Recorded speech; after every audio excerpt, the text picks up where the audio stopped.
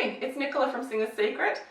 Today we're going to be having a look at phrasing basics. Phrasing is actually really important for singers because, I mean, it involves rhythm, but it changes the way that you present a song completely. And it also is one of the key factors in developing your own style, because it's sort of, you know, the rhythm and the push and the pull and how you come onto the beat or sing back from the beat, or if you push the beat a little bit forward.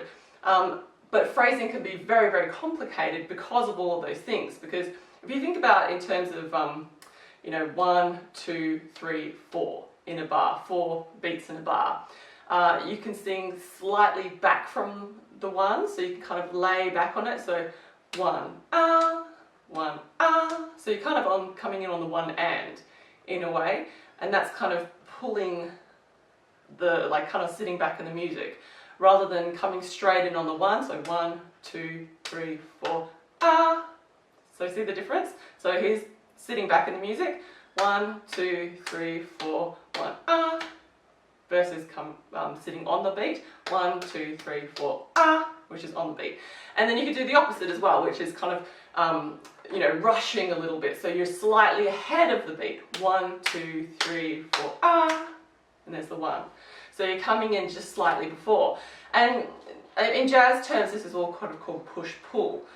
So yeah, singers find it really difficult to kind of get the handle on phrasing, because what they find is you start kind of pushing and pulling the beat, but then you get lost in the music and the chord progression gets ahead of you. So the instrumentalists kind of keep playing the chords at the right rhythm, and then you end up holding your like, let's just say, laying back on the music too far, and then the chords get ahead of you, and then it just sounds wrong because the melody notes that you're singing now no longer correspond with the chord progression, if that will make sense. So all of that aside, I'm just going to break it down into, like, I think I'm going to do like a couple of like lesson series on phrasing, and I'm going to start with the absolute basics of phrasing, which anyone can do. And I think that everybody should learn this particular lesson, even if you're not into jazz and blues, because it makes a huge difference to how you sing and how you sound when you sing. And just this one thing that I'm going to teach you today can really make you sound super polished in comparison to amateurish. It is all about where you breathe.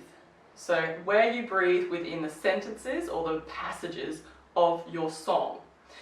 So especially like when singers are starting out and they're still dealing with their breathing issues, they tend to breathe way too much, and you do what we call break the line. So instead of, you know, singing the entire melody line and the sentence from start to finish, you break it, so you kind of have a cheap breath in the middle and then you sing the rest. And it kind of stuffs it all up for the listener. It really does. It just sounds really unpolished. So I'm going to go through a couple of songs just to sort of demonstrate this. I think that's probably the easiest way to kind of help you get your head around it. So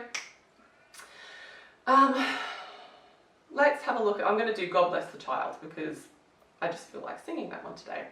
So it goes, in that sky shall gate, and that's not shall lose, saw the bubble say, and it still is new. Yes. Okay, so I sang that with very few breathing spots. So I'm going to show you what a beginner singer might do instead. And I'm going to try and emphasize the breaths to make it obvious. Then that sky shall gain, then that's not shall lose, so the bubble say, and it still is news. So see how I took a breath literally at every pause? Whereas if you rewind it and you see what I did, I actually had a lot fewer breaths. So I'm going to emphasize, I'm going to do it my way now, and I'm going to emphasize when I breathe. See if you can notice the difference. Then that sky shall gate,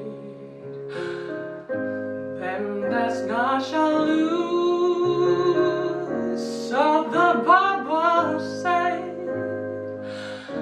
and it still is news.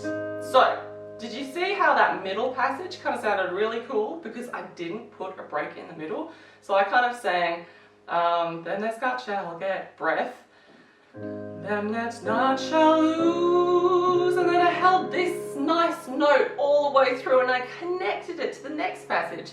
So the bubbles say. And it makes it sound really cool. Instead of breathing there and breaking the line, you keep it nice and extended.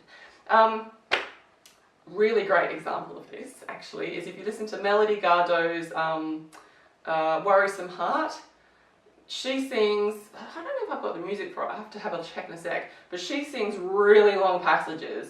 I need a hand with my worrisome heart, or something like that. I need a hand with my worrisome heart. And that whole thing is a passage. But what beginner singers tend to do is they break it in two. So they go, I can't even remember it. I need a hand with my worrisome heart. And it kind of really reduces the flavour of it. So to give you another demonstration, let's do something that everybody knows, Fly Me to the Moon. We'll do it as a kind of like a bit more of a medium swing, and we'll do some breathing spots for Fly Me to the Moon.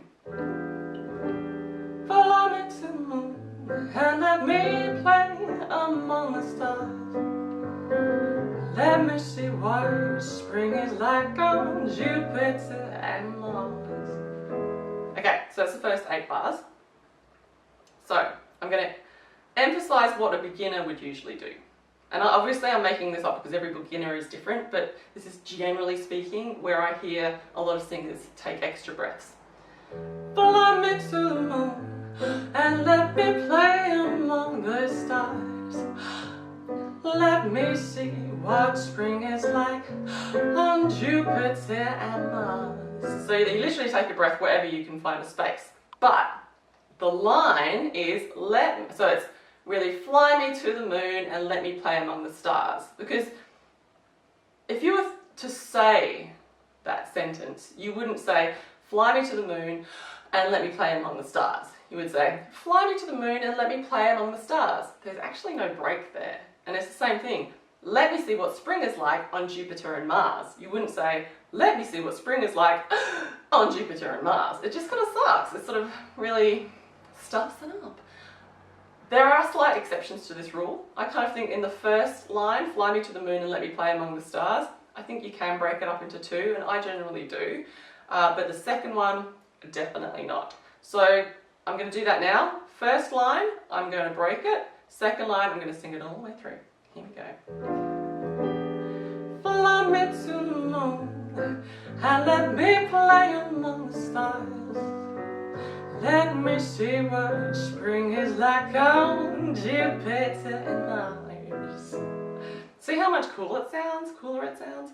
Now I'm going to sing both of them without breaking them and see if you like this version better. And by the way, you don't have to, like with the first line, I tried to emphasize it for you guys, but you can actually sneak a breath without it actually being heard with that particular passage, which is something that you kind of should get used to doing as well. You know, if you're going to breathe, sneak a little breath. Just a little top up, you know, if it's not going to affect the music. But, okay, so I'm going to sing it again without breaking. Here we go. Fly me to the moon and let me play among the stars.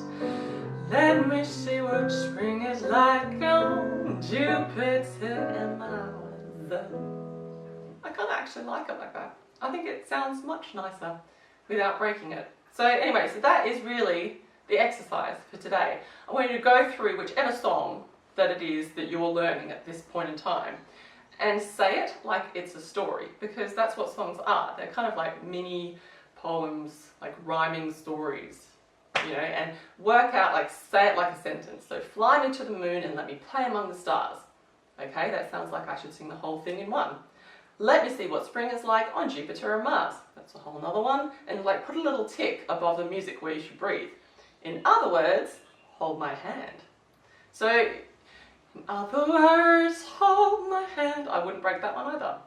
In other words, darling, kiss me. So that one, you've got a before kiss me. So you could go, in other words, hold my hand.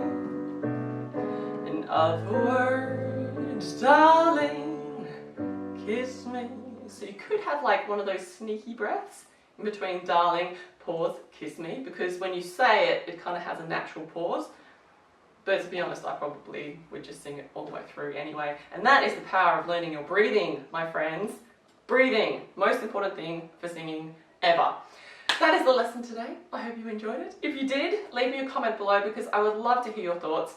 And if there is a tutorial that you want me to do, please let me know in the comments below. Over on my Patreon channel, I have a new video up there now which is all about how to launch a single, because I'm about to launch a couple of my own, so I take you through the entire process over there and I will link it below. Otherwise, I will see you next time. Thanks for watching.